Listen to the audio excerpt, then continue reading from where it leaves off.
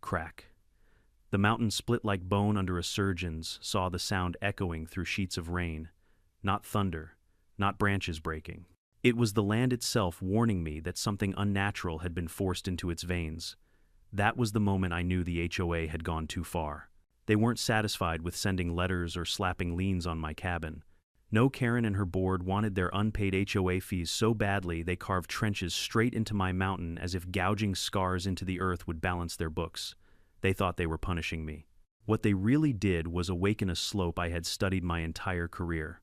I wasn't just some old man with a beard and a dog, I was a geologist, and I knew what came next. The rain wasn't just falling, it was loading the gun, and soon the mountain itself would pull the trigger. Before we unravel how arrogance met mud and fury, tell me, where are you watching from and what time is it right now? Drop it in the comments. The crack of the mountain still echoed in my ears long after the rain eased into a mist. I remember thinking they'll blame me for this too. Everything the HOA ever touched somehow turned into my fault. Too much brush along my fence line, my fault. Not repainting the cabin every 5 years, my fault. And now apparently 7 years of unpaid HOA fees I never owed, were justification enough for them to carve into a mountain slope that even first-year geology students would have marked as unstable. Let me back up. My name is Robert Kane, 62 years old, retired geological engineer, former National Guard Disaster Response Unit. Most folks down in town know me as the guy in the beard who buys dog food and coffee in bulk. To them, I'm just some cranky old-timer who likes the woods more than people, and maybe that's true. But what they forget, or maybe never knew, is that I spent 30 years studying fault lines, landslides, and the way water eats at rock. If there's one thing I know better than people, it's mountains. My cabin isn't just any patch of land. My grandfather built it with his bare hands in 1957, long before any HOA was even imagined. He bought a deed that specifically excluded our slope from future subdivisions or community covenants. I found that document again, the day this war started, yellowed, paper-folded, neat, stored under the floorboards in a metal lockbox he called his shield. He always told me this mountain doesn't belong to anybody but itself. We're just guests. That was fine with me. I retired here because I wanted quiet mornings of fog rolling down the ridge evenings with my old shepherd mix, Rocky curled up at my feet. I fixed my own well-set solar panels where the wind wouldn't shear them off and lived in peace, until the letters started. The first notice looked almost routine. Annual HOA assessment $350. I laughed, tossed it in the burn barrel out back. My property was outside their boundary, always had been. But then came another, this time with bold lettering, delinquent fees. Past due 7 years.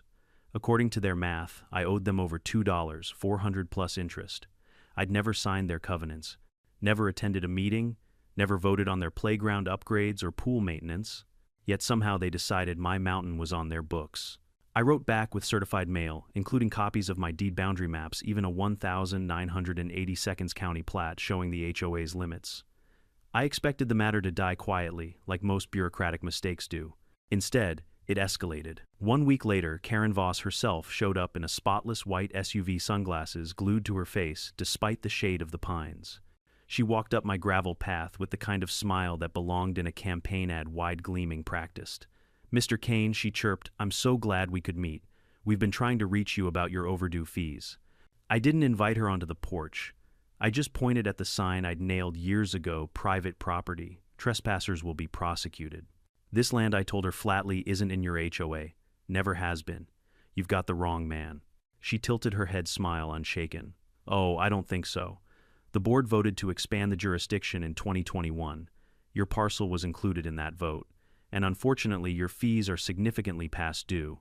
If you'd like to settle today, I can even waive part of the late penalty." She said it like she was offering me a coupon for groceries, not threatening to steal my home. I remember laughing, not because it was funny, but because it was insane. "Lady, you can't vote someone else's land into your little club. That's not how property law works." Her smile tightened. "We'll let the courts decide that. But in the meantime, we've authorized limited construction on your eastern slope. It'll serve as both access and collateral until these matters are resolved." That was the moment my coffee went cold. "Collateral?" I asked. Karen gestured toward the ridge behind my cabin. "A community nature trail. It'll improve property values, provide safe passage, and encourage timely payment of fees." I stared at her, trying to decide if she was delusional or just drunk on power. You dig into that slope, I warned, and it won't be property values collapsing, it'll be the whole damn hillside.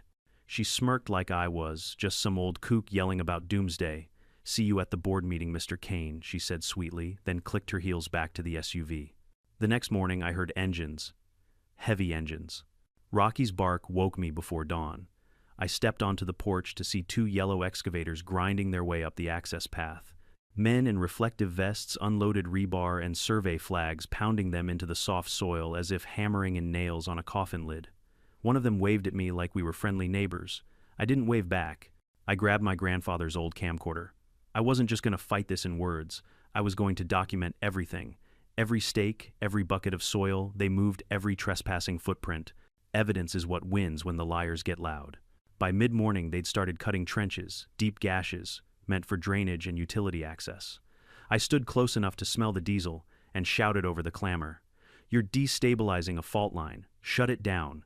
The foreman shrugged. Talk to the HOA. We're just following orders. That night, I pored over old maps spread across my table, Rocky curled at my boots. My own notes from 30 years back confirmed what I feared: the eastern slope was an old rotational landslide frozen in place only because the soil remained compact.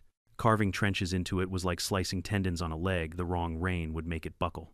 So I wrote letters to the county zoning board, emails to the Department of Environmental Quality, even a certified cease and desist to the HOA office. And while I waited for replies that never came, the rain began. At first, just a drizzle pattering soft on the metal roof, then steady sheets soaking into the raw earth of their half-dug project. I walked the slope myself, boots sinking into mud, and saw water pooling in the trenches they'd cut, forming channels aimed directly at the weak shale layer below. That's when I heard it. Crack. Subtle, deep, almost like knuckles popping beneath the ground. I froze, crouched, low hand pressed to the soil. It vibrated, just a tremor, not a slide yet. But I knew the signs. The mountain was shifting. And the HOA. They still sent me glossy newsletters about community progress plastered with Karen's smiling face. They thought they were teaching me a lesson, but nature doesn't care about late fees, and it was about to teach them one instead. The rain didn't stop. It came in waves, sometimes soft like mist curling through the pines, sometimes heavy enough to make the cabin windows shiver. I kept listening for that crack again, the warning groan of the mountain. Each time it echoed, I wrote the time down in my notebook. Old habits die hard. In my years with the guard, we treated every tremor like it might be the one, but the HOA treated it like background noise. By the end of that first week, the eastern slope looked less like a nature trail and more like a scar. Tractors chewed the hillside raw. Wooden stakes painted bright orange marked out lines like stitches on a body that never asked to be cut open. And down in town, Karen Voss bragged about the debt trail project, that's what she called it. Her idea of punishment, a walking path carved into my mountain, until I paid what she claimed were my unpaid HOA fees. I wasn't the only one who thought it was insane. At the diner, I overheard locals whispering about how Karen had gone too far this time, but whispering doesn't stop bulldozers. So I started building my case. I set up 3 trail cameras at the ridgeline hidden in the pines. Each one recorded time-stamped footage of the crews crossing my property line, tearing into land they didn't own. I took soil samples after each rain, bagged them, labeled them, stored them in my freezer like evidence from a crime scene. And I mailed copies of my deed maps and a detailed geological assessment to the county zoning office. Their response: a form letter, your complaint is under review. Estimated processing time 60 business days. 60 days. At this rate of rain, 60 days meant disaster. I wasn't alone, though. I called up an old friend, Eric Ramirez, the kind of guy who doesn't forget a favor. We served together in the Guard back when landslides weren't theoretical. He now worked at the Department of Environmental Quality. When he saw the drone photos I sent, he didn't even hesitate. That slope is compromised, Rob, he said. One good storm and it's going to move. Maybe not today, maybe not tomorrow, but soon. Can you shut them down? I asked. He hesitated. I can issue an advisory. But the county has jurisdiction. If they don't act, my hands are tied. That was the problem with bureaucrats. They liked paper trails more than mountain trails. Meanwhile, Karen doubled down. She showed up at the ridge one afternoon, hair pulled tight, pink raincoat shining under the gray sky, and clipboard clutched like a weapon. She called out to me across the mud. Mr. Kane, lovely day for progress. Progress, I barked. You're digging a funnel straight into an ancient landslide zone. She smiled like I was a child who just mispronounced a word. Our engineers have assured us the terrain is stable. Your engineers are landscapers, I snapped. You wouldn't hire a dog groomer to perform surgery, would you? Her smile never faltered. You've had multiple opportunities to resolve your unpaid fees, Mr. Kane. This is the natural consequence. I felt my blood boil. Nature doesn't take orders from your board meetings, Karen. And when this mountain comes down, it won't care about your ledgers. That was when her mask slipped just for a second.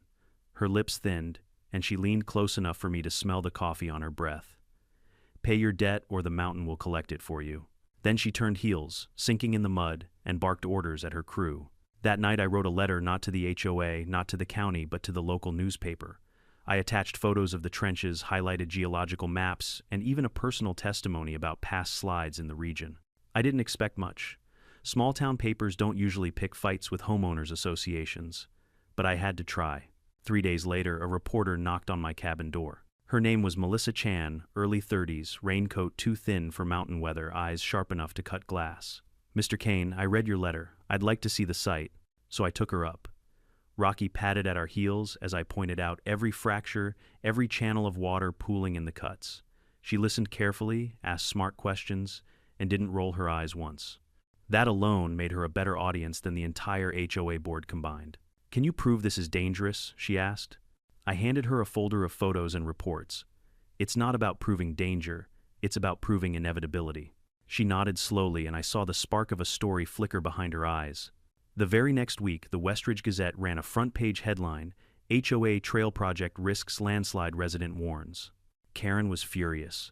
She stormed onto the community forum, posting long rebuttals about alarmist misinformation and disgruntled residents avoiding responsibility. She even called me a conspiracy theorist, said I was inventing landslides to dodge fees, but the damage was done. Neighbors started noticing cracks in their yards. One woman posted a photo of her basement wall with a new jagged fracture. Another complained her backyard smelled like wet clay. When they asked Karen for answers, their comments disappeared, deleted. So screenshots spread instead. And suddenly I wasn't the only voice. That's when the HOA got nasty. One morning I found a laminated notice zip-tied to my cabin door. In bold letters it listed violations, unauthorized solar panels, non-conforming fencing, unapproved land use. Every single one was bogus. My panels had been up for 20 years, my fence built from storm-felled timber, and my land use was simply living where my family always had. But that wasn't the point. The point was intimidation. A day later I got a voicemail from their lawyer, Craig Lanning. His voice was smooth as oil. Mr. Kane, the board would like to resolve this amicably. Please consider attending a meeting to clarify your boundaries and avoid unnecessary escalation. Unnecessary escalation. That's lawyer speak, for we're ready to bury you in paperwork if you don't fold. So I did what I always do when someone tries to scare me. I dug in.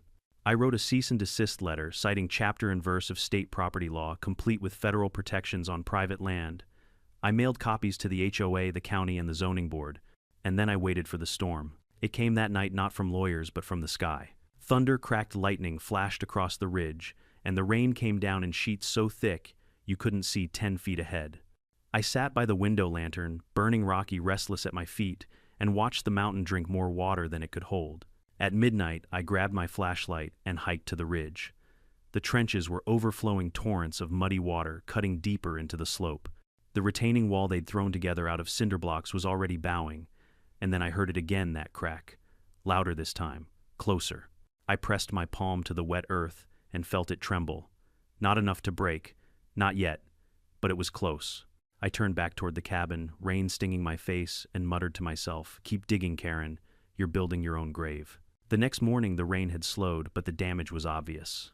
Mud slid down in thin ribbons across the slope, painting brown streaks over the bright orange survey stakes.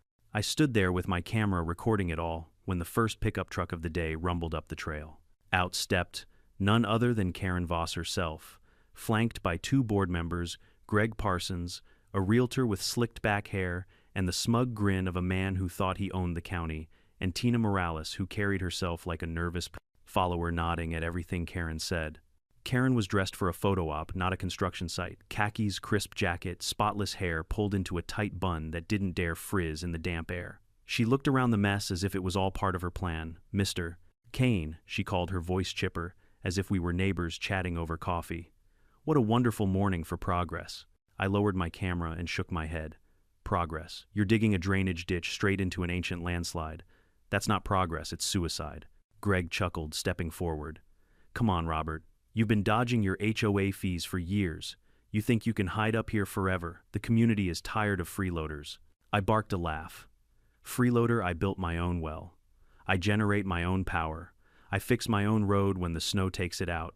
Tell me, Greg, which one of you ever lifted a shovel on this mountain? Tina shifted uncomfortably, glancing at the mud trickling past her boots, but Karen's smile never cracked. Robert, she said sweetly, you've had multiple chances to settle your debt. Instead, you've chosen hostility. So, the board has voted unanimously to move forward. The debt trail will stand as both a community improvement and a symbol of accountability. I clenched my fists. You're building a monument to your own arrogance, and when this mountain comes down, it won't care how you voted. Her eyes flashed just for a second. I saw the steel beneath the smile. Then perhaps, she said softly, it will take you with it. With that, she turned, motioning her crew forward. Engines roared to life, and the excavators clawed deeper into the slope. That evening, I sat on my porch. Rocky curled at my feet, listening to the hum of machines echo through the valley. I thought about my grandfather's journal, the one where he'd sketched fault lines and landslide scars decades before. He'd always written about the mountain like it was alive, like it had moods, breaths, warnings. That day, it felt less like a metaphor and more like prophecy. I decided I needed more than letters and photos. I needed leverage. So I drove down into town, a manila folder on the seat beside me, stuffed with everything I'd gathered: deeds, maps, soil analysis, and photos of water pooling in the trenches. The HOA office sat in a strip mall wedged between a boutique pet spa and a realtor's office plastered with Greg's grinning face. Inside, the receptionist, a young woman who looked like she'd rather be anywhere else, gave me a tight smile. Can I help you? I need to speak to President Voss, I said. She's in a board meeting, the woman replied. Good, I said, stepping past the desk. She can take my evidence into account while she ignores the law. Before she could stop me, the glass door behind her opened and there was Karen, coffee cup in hand, flanked by Greg and Tina. Her smile flickered when she saw me, then returned in full force. Robert, what a surprise. I wasn't expecting you. I held out the folder. This is proof your project is illegal, your fees are fraudulent, and your trail will trigger a landslide. Shut it down before someone gets killed. She took the folder, flipping through the documents with feigned curiosity, then snapped it shut without reading half of it. Thank you for your input, she said smoothly. The board will review it. Review, I spat. That's not input. That's a warning. Greg leaned in his cologne, choking the air. You should be careful, Robert. Words like that can sound a lot like threats. I stepped closer, my voice low. The only threat out here is the one you're digging with your own hands. And when the ground gives way, I'll have every second of it on tape. Karen's smile thinned. Then I suppose we'll let nature decide. And that was the end of it. She handed back the folder and walked away, her heels clicking on the tile like a judge slamming a gavel. I left the office burning with rage, but also with clarity. They weren't going to stop. Not until the mountains stopped them. The rain came harder the next night. I barely slept, pacing from window to window, watching runoff surge through the trenches. At dawn, I strapped on my boots and hiked back to the ridge. Rocky barked at the sight of surveyors hammering new stakes into the slope, their boots sinking ankle-deep in mud. Morning, Mr. Kane, one of them called as if we were friends. I ignored him, eyes on the cracks widening along the ridge. The earth groaned under each new bite of the excavator's bucket. I set up my camcorder on a tripod and filmed every second. By noon, the HOA arrived again, this time with a photographer in tow. Karen stood proudly under a white canopy, Greg and Tina at her side, while children from the community posed for staged photos along the future trail. It was surreal, like watching people picnic on a live minefield. Melissa Chan showed up, too, notebook in hand, rain dripping off her hood. She caught my eye and gave me a quick nod. She was seeing it now, the chaos, the arrogance, the cracks in the earth that mirrored the cracks in their story. That night, the Gazette ran another piece. Debt trail sparks community outrage amid landslide fears. Screenshots of deleted forum comments appeared in the article alongside photos I'd provided of trenches spilling over with water. Karen's response was predictable, another newsletter calling me a fearmonger and labeling my data unverified. But the tide was shifting. Neighbors who'd once ignored me were now whispering about cracks in their basements, leaning fences, and soggy yards. Screenshots flew across group chats faster than the HOA could delete them. And through it all, the mountain kept whispering, soft cracks, subtle shifts, the kind of warnings only someone who'd spent a lifetime listening could hear. The HOA thought they were punishing me for unpaid fees. They had no idea they were racking up a debt to nature itself, and nature always collects. The mountain was patient.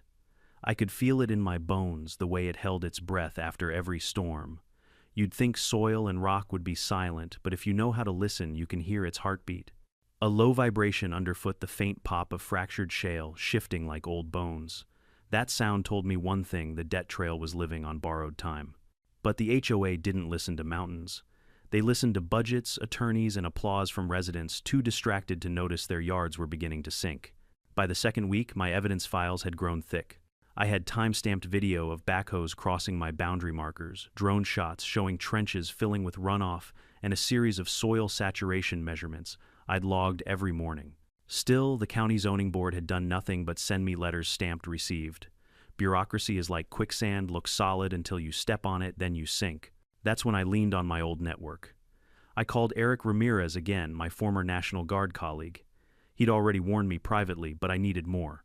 I sent him updated drone photos showing water pooling against their shoddy retaining wall. His voice over the line was grim. "Rob, if this rain keeps up, you're sitting on a rotational slide. That wall won't hold.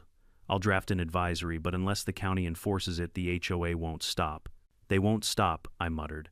"Not until they get someone killed." Eric sighed. "Then you'd better make it impossible for them to ignore."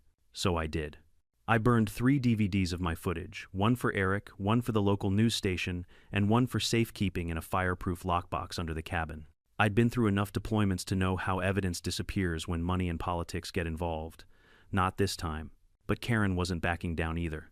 The next morning I found another notice zip-tied to my door, this time listing new infractions: improper stormwater management, unapproved dwelling modifications, non-standard exterior paint color. I laughed out loud. My cabin hadn't been repainted since the Reagan administration, and suddenly it was a violation. They weren't just grasping at straws, they were building a scarecrow out of them. The same day, their lawyer called again. His voice was honey over gravel. "Mr. Kane, we'd like to avoid litigation. If you're willing to attend mediation, the board may reconsider construction on the debt trail. Of course, we'd expect partial payment of outstanding fees as a gesture of good faith." I cut him off. "Good faith? You bulldoze my property, ignore geological warnings, and then demand ransom to stop digging. Tell Karen if she wants good faith, she can ask the mountain for it, but I doubt she'll like the answer." Then I hung up. That night, the storm rolled back in. Sheets of rain hammered the roof, and Rocky whined at the thunder. I pulled out my grandfather's old field journal and traced the notes he'd left about the eastern slope. Unstable, dormant slide. Avoid cutting water channels. It was like he'd written the HOA, a prophecy they were too arrogant to read. The next morning I walked the ridge with my camcorder. The trenches they dug had become rivers. Water funneled straight into the weakest part of the slope, carving gullies deep enough to swallow a man's boot. The retaining wall bulged outward seams, splitting under the weight of mud.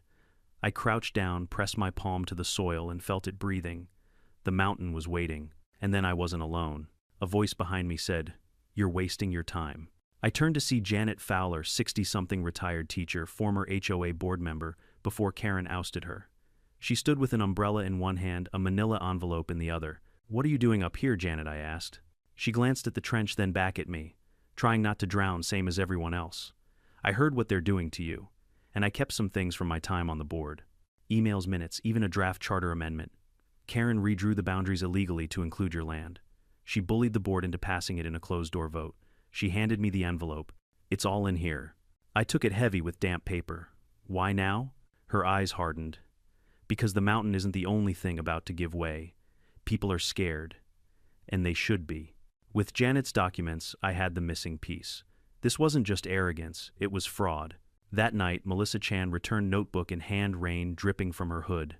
I showed her the envelope, let her read the damning emails where Karen bragged about teaching the mountain man a lesson and proving nobody is above HOA law. Melissa's pen scratched fast, her eyes narrowing with every word. "This is big," she whispered. "Bigger than a trail." "It's about power," I said. "And power doesn't care who it buries." 2 days later, the Gazette ran another front-page story. Leaked emails suggest HOA expansion overreach, resident warns of imminent landslide. Karen fired back immediately.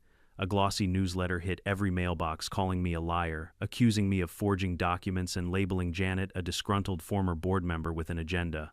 But the cracks were spreading literally and figuratively. Residents posted photos of new fissures in their driveways. One man recorded water gushing out of the debt trail trenches like miniature waterfalls. The HOA tried to delete posts, but screenshots flooded group chats faster than they could erase them. Karen doubled down, holding a community vision meeting under a big white canopy at the construction site. I watched from the ridge as she spoke into a microphone, smiling for cameras while her board flanked her. She promised a brighter, safer future and accountability for those who shirk their responsibilities. I muttered under my breath, "The only accountability coming is gravity." Because while she smiled for the cameras, the retaining wall behind her gave a soft groan. None of them heard it, but I did. That night I uploaded my footage to a private cloud server. I sent links to Eric, Melissa, and Janet with one message: if the slope goes, show the world why. The rain kept coming, and the mountain kept breathing heavier. By the third week, the mountain was no longer whispering. It was grumbling, the kind of deep guttural noise you feel more than hear. Every time I stepped onto the ridge, I could sense the weight shifting beneath my boots. The HOA still treated it like background static. But I'd lived long enough, studied enough slides to know the earth doesn't make sounds like that unless it's warning you. Melissa Chan's article had turned the tide. The Gazette's circulation wasn't huge, but in a town like ours, gossip spreads faster than wildfire. And this wasn't gossip, it was evidence. She printed excerpts from Karen's leaked emails, proof that my land had been annexed into HOA territory by sleight of hand, not by law.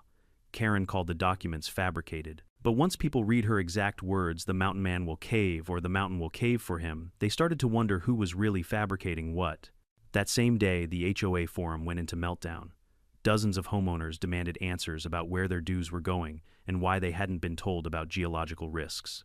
A photo surfaced of Greg Parsons driving a brand new SUV purchased residence, claimed the same week contractor invoices doubled. The board deleted threads left and right, but once screenshots hit Facebook, there was no containing the fire. Karen, of course, tried to spin. She announced a community safety review meeting and invited all residents to attend at the Debt Trail site. They put up a canopy tent, arranged folding chairs, even brought in a coffee cart. To them, it was a publicity stunt. To me, it was like hosting a picnic on a minefield. I went not as a participant, but as a witness. I set up my camcorder on a tripod across the ridge and filmed everything. Karen stood under the tent, smiling for the camera's microphone in hand. "Our community thrives on accountability," she declared, "and accountability means paying what's due. For too long, some have avoided their obligations, but the debt trail will symbolize unity and fairness for all." Unity, fairness. She said those words while behind her, the retaining wall leaned like a drunk about to collapse. I zoomed my camera in tight, capturing every crack widening in the cinder blocks. When residents began to ask about the risk of landslides, Karen waved her hand dismissively. "Our engineers have assured us the slope is perfectly stable." That's when I couldn't stay silent. I stepped out from the tree-lined mud, splattering my boots, and shouted across the field. "Your engineers are landscapers. You're digging into a known fault zone, and when it goes, it'll take homes with it." Gasps rippled through the crowd. Karen stiffened, but kept her smile plastered on. "Mr. Kane," she said sweetly, "perhaps you'd like to settle your account instead of scaring your neighbors." I barked a laugh. "The only account I'm keeping is the number of cracks forming behind you." I pointed to the wall and dozens of heads turned. Murmurs spread like wildfire. Even Tina Morales' face paled. Karen snapped her fingers, and Greg stepped up to the mic. "Ignore him," Greg said, voice dripping arrogance. "This man hasn't paid a dime in 7 years. He's desperate to distract from his debts." But the damage was done. People had seen the wall. They'd heard the mountain groan beneath their feet. Truth doesn't always need a microphone, it just needs a moment. That night, I wasn't surprised when a black SUV with tinted windows crept up my gravel drive. 2 men in suits stepped out their shoes, sinking in mud. They looked like lawyers cosplaying as FBI agents, one tall red tie too tight, the other younger hair slicked like a game show host. The tall one handed me an envelope. "You've been served." I didn't take it at first. "What's the charge this time?" The younger one smirked. "Defamation, interference with HOA operations, failure to comply with community standards." I laughed. "Community standards? Out here the only standard is gravity." Rocky growled at my side, teeth bared, and the men took an uneasy step back. Finally, I grabbed the envelope, not because I respected it, but because I wanted to know how far they were willing to sink. The letter inside was as bloated as the slope, page after page of legal intimidation accusing me of inciting panic and spreading misinformation. They even cited Melissa's article, claiming she had been misled by a resident with expired credentials. Expired credentials, that one stung more than I cared to admit. I wasn't licensed anymore, true, but geology doesn't care about paperwork. The rocks don't stop shifting because a certificate lapsed. I called Eric the next morning. They're threatening lawsuits now, I said. He sighed. Classic move. They want to silence you. But Rob, listen, they can't silence the mountain. I just reviewed your latest footage. That wall is failing. I ran it through the state's slope stability model. If rainfall continues at current levels, you've got a 75% chance of failure within the week. 75, I repeated, gripping the phone. That's conservative, he admitted. I'd evacuate if I lived below that ridge. I looked out my window at the valley where families went about their lives unaware their HOA had turned their backyards into a ticking bomb. That same day, Melissa called. We're running a follow-up, she said. We've got quotes from Ramirez confirming the slope's instability. Do you have anything new for us? I handed her Janet's envelope, emails, draft amendments, evidence Karen had rigged the expansion vote. When she read the line about teaching the mountain man a lesson, her eyes widened. This will bury her, Melissa whispered. Not if the mountain does it first, I replied. The story hit print the next morning. HOA emails reveal retaliation scheme. Expert warns of 75% slide risk. The fallout was immediate. Residents flooded the HOA forum with outrage. Screenshots of new cracks in basements filled Facebook. One photo showed a child's swing set tilting as the ground beneath it sank. Karen tried to hold another press conference standing once again under her white canopy, but this time she was drowned out by shouts. Answer the questions. Why didn't you tell us about the risk? What happened to our dues? She kept smiling, but her eyes betrayed her. She was losing the narrative and she knew it. That evening, as rain pattered steady on the cabin roof, I sat on my porch with Rocky and watched the slope in silence. The mountain groaned louder than ever, a slow, deep exhale. I knew what it meant. Debt had come due. And the collector wasn't me. It was the land itself. The rain didn't fall in bursts anymore. It poured like a faucet left on full blast, day after day, until every slope in the valley was saturated. The mountain had stopped whispering. Now it growled, the kind of low rolling sound you feel in your ribs. Every time it rumbled, my cabin windows rattled in their frames. Down below, though, the HOA kept acting like nothing was wrong. Their white canopies still stood at the construction site, muddy but upright, a monument to arrogance. Work lights burned through the night as crews hauled in lumber and sandbags trying to build makeshift retaining walls. Word got around that Karen had begged a local contractor to shore up the optics before the next board meeting. But no amount of optics could plaster over what the earth was saying. I walked the ridge with my camcorder in hand, Rocky padding beside me. The trenches they'd carved were now small rivers channeling water straight into the weak layers of shale I'd warned them about. The retaining wall they'd rushed to build was already bowing. You didn't need a degree to see it. Any farmer, any hunter who spent time on a mountain would have spotted the danger. That afternoon, as the rain eased into a mist, I wasn't surprised when I saw headlights cutting up my gravel drive. This time it wasn't lawyers. It was Janet Fowler, raincoat, buttoned to her chin, hair plastered to her face.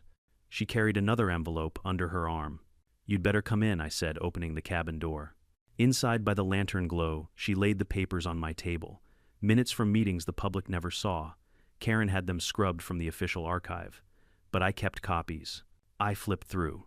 Each page was worse than the last secret votes discussions about how to classify my land as community green space, even budget notes showing inflated invoices funneled to contractors Greg had ties to. This isn't just arrogance, I muttered. It's corruption. Janet nodded grimly. I resigned when she strong-armed us. But nobody wanted to listen back then. People are listening now, I said, tapping the papers. Once this breaks, they'll have no choice. That night I scanned every document and sent them to Melissa Chan.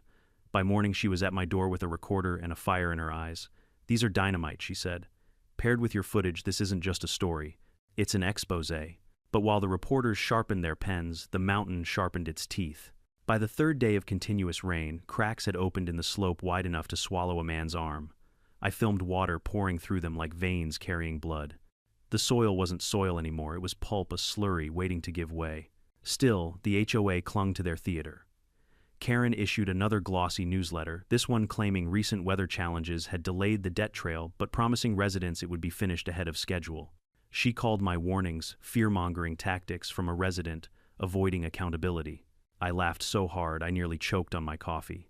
Avoiding accountability. This from the woman who redrew property lines with a pen stroke and funneled dues into her friends' pockets. But laughter aside, I knew it was time to escalate.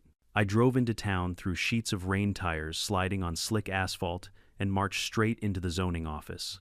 I slapped a flash drive on the desk of Director Travers, the balding bureaucrat who'd ignored my letters for weeks. "Play it," I demanded. He adjusted his glasses nervously. "Mr. Kane, play it." He plugged it in, and the footage rolled trenches, overflowing cracks, opening walls, bowing. His face drained of color. "This is a 72-hour risk window," I said. "If you don't issue a stop order now and the slope fails, that blood is on your hands." He rubbed his temples.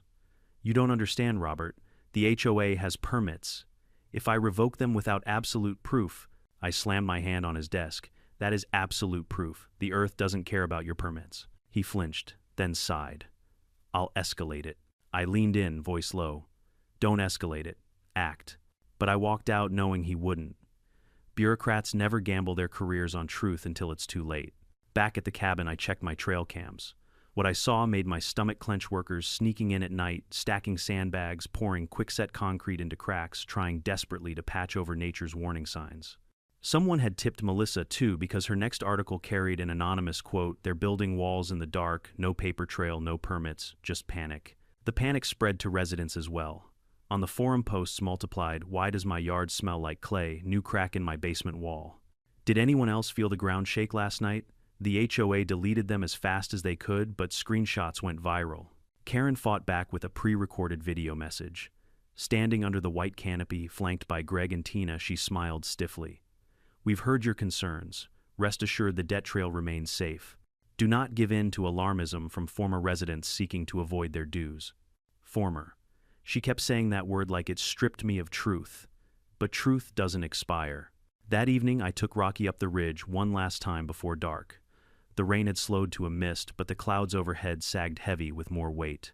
From my vantage point, I could see the entire slope, the trenches now rivers, the retaining wall bulging the equipment, leaning at drunken angles. It looked less like a project and more like a battlefield seconds before collapse. And then I heard it crack. Louder this time, sharper. A bone snapping in the dark. Gravel tumbled down the slope like marbles on stairs. I pressed my hand to the ground. It vibrated. Not just shifting, straining. Behind me, a voice called out, "What are you doing up here?" I turned. Karen stood at the tree-line-soaked clipboard, clutched like a lifeline. Her hair hung loose, makeup streaked by rain, but her eyes still burned with defiance. "Checking the site," she said breathlessly. "Making sure things are stable?" I almost laughed. "Stable? You've been sawing at the mountain's knees. This place isn't a trail. It's a loaded gun." She opened her mouth, but another crack silenced us both. Bigger this time. A cascade of pebbles spilled from the slope, rolling into the trenches below. Her face went pale. We should go." "For once," I said, "we agree." We walked down in silence, the mountain groaning behind us. I knew what it meant. It wasn't a matter of if anymore. It was when. The morning it happened, the air felt wrong. Too heavy, too still, like the sky itself was holding its breath. Even Rocky, who normally wagged his tail at the smell of rain, paced in tight circles by the porch, ears pinned flat. I glanced at my rain gauge. It had tipped past 7 inches in less than 48 hours. The soil on the ridge wasn't soil anymore. It was soup. I brewed coffee, but my hands were too restless to drink it. Instead, I slung my camcorder over my shoulder, stuffed spare batteries in my pocket, and hiked toward the debt trail. The higher I climbed, the more the mountain spoke. A low groan in the shale, the drip-drip of water pouring into fissures, the creak of roots losing their grip in softened ground. When I reached my vantage point, the scene below looked like madness on display. The white canopy still stood sagging under rainwater, but beneath it the HOA had gathered. Karen, in her signature pink jacket, Greg, with his too perfect hair plastered by rain, Tina shifting nervously like she wanted to be anywhere else.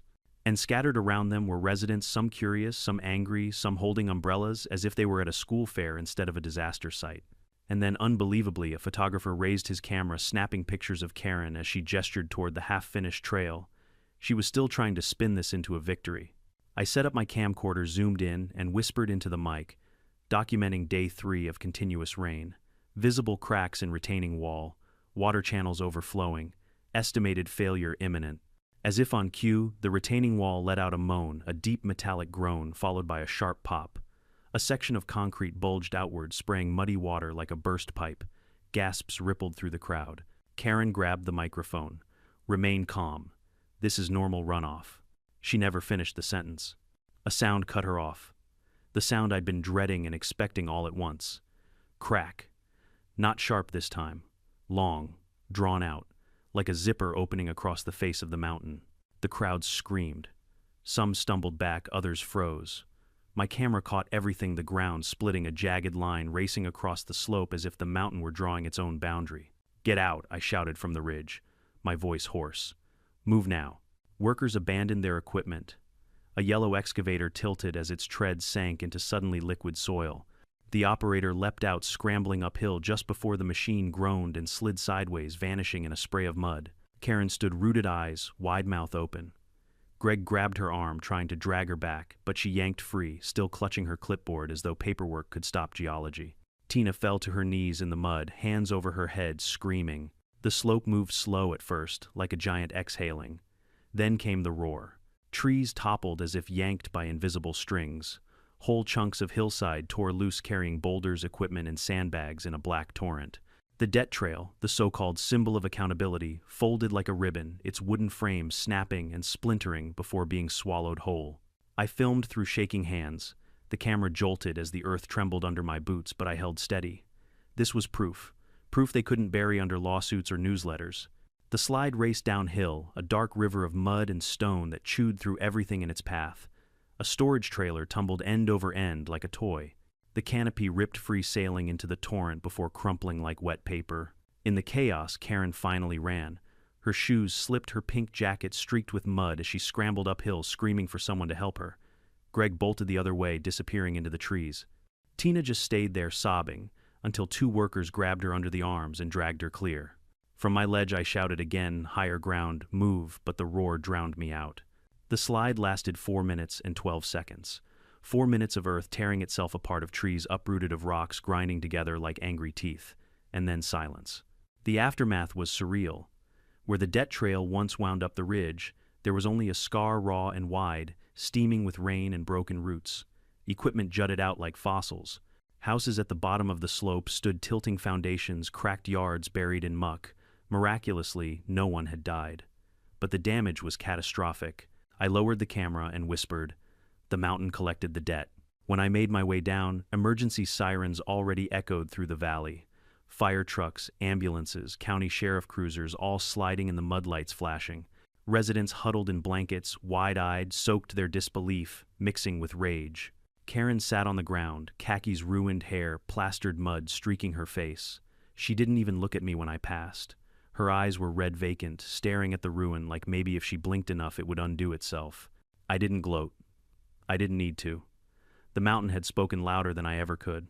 Melissa arrived minutes later, raincoat hood pulled tight, recorder in hand. Her eyes went wide as she surveyed the destruction. "You were right," she whispered. "I wish I hadn't been," I said, handing her the camera. "It's all on here, every second." She nodded, gripping it like it was evidence in a murder trial, because in a way, it was. The sheriff tried to corral survivors, asking questions, demanding explanations. Karen tried to stand, muttering something about unforeseen natural disaster, but the words fell flat. The crowd that once smiled politely at her now glared, murmuring, pointing fingers. She was no longer their president. She was the woman who had almost buried them. By nightfall, yellow tape surrounded the site. Floodlights buzzed, reporters swarmed, and helicopters circled overhead, their spotlights cutting through the mist. I sat on my porch later that night, Rocky pressed against my leg, and listened to the quiet. Not peaceful quiet, heavy quiet, the kind that follows a scream. The slope had given way, and in doing so it had revealed more than broken soil. It had revealed the truth. The HOA had tried to collect a debt I never owed, but in the end, the only collector that mattered was gravity, and gravity always wins. By dawn, the rain had eased into a tired drizzle like the storm had wrung itself dry, but the damage was already carved into the land forever. The slope that once stood tall and green was now a scar, a yawning gash of mud-shattered roots and twisted machinery buried like prehistoric bones. From my porch, I could still smell it, wet clay, splintered pine, and diesel leaking from ruptured tanks. It was the smell of arrogance meeting consequence. Emergency crews spent the night hauling out survivors, patching roads, and setting up temporary shelters at the community center. No deaths, thank God, but 5 houses were deemed unsafe, their foundations fractured beyond repair. Families stood in the rain, staring at what used to be their living rooms, clutching blankets and plastic bags of whatever they'd managed to grab. Some cried, some cursed, but most just stared, blankly, shock hollowing them out. The HOA called it an unfortunate act of nature. They released a press statement before sunrise claiming the collapse was the result of record-breaking rainfall unforeseeable by any reasonable standard. Not a single word about my warnings, the geological surveys, the letters, the camcorder footage, the neighbors' complaints. Nothing. They wanted to bury the truth under bureaucracy, the same way the mountain had buried their trail. But this time I was ready. Melissa's article went live at 9 a.m. sharp. The headline cut through the morning fog like a blade. HOA ignored warnings, debt trail collapses in record rainfall. My footage was embedded in the piece, time-stamped, narrated, undeniable. It showed Karen dismissing me at the canopy tent. It showed the trenches filling the cracks, widening the retaining wall, bowing. And then most damning of all, it showed the mountain splitting, the trail folding, and the torrent swallowing everything. By noon, the story had gone statewide.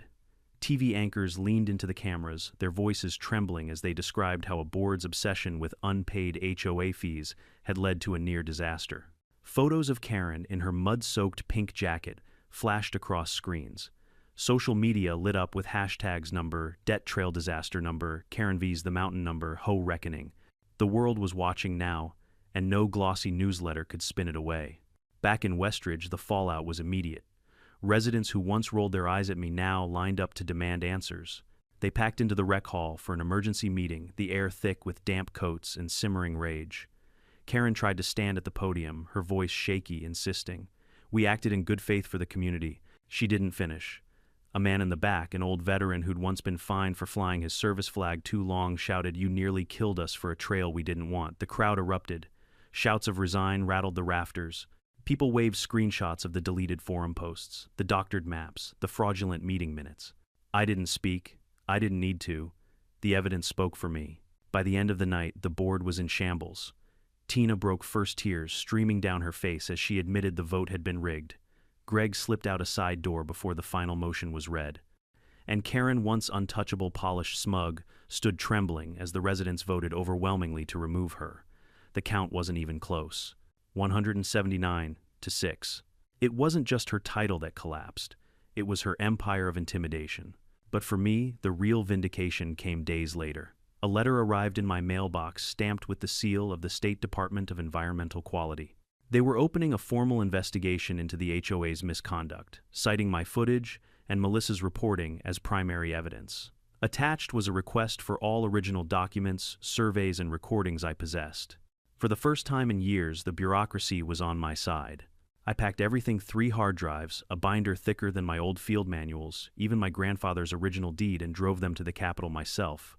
When I placed that stack of evidence on the table in front of state lawyers and geologists, I felt something loosen in my chest. For months I'd been dismissed as a crank, a recluse, a debtor. Now I was a witness, a custodian of truth. The weeks that followed changed Westridge forever. The debt trail was officially abandoned, the slope, declared a hazard zone immune from future development. The new interim HOA board, formed by volunteers who actually lived and worked in the community, voted to publish all past minutes and finances online, exposing years of hidden fines, kickbacks, and favoritism. Residents who had once whispered their complaints now shouted them in meetings unafraid. And me, I tried to fade back into my quiet cabin life. I stacked wood, patched my porch roof, and took Rocky on long walks along paths that were still safe. But people kept knocking at my door, reporters, neighbors, even kids from town with school projects about the landslide. They called me a hero, but I didn't feel like one. The mountain was the real hero. It had taught the lesson the HOA refused to learn: you can't trespass against nature or against people without consequence. Debts paid in arrogance always come due with interest. One evening, Janet brought me a pie. "You saved this place," she said softly. I shook my head, eyes drifting toward the scarred slope. "No," I said. "The mountain saved itself. I just listened." Rocky barked once, sharp and proud, as if he agreed. That night, for the first time in months, I slept deeply. No groans from the earth, no restless dreams of rain, just silence, the good kind.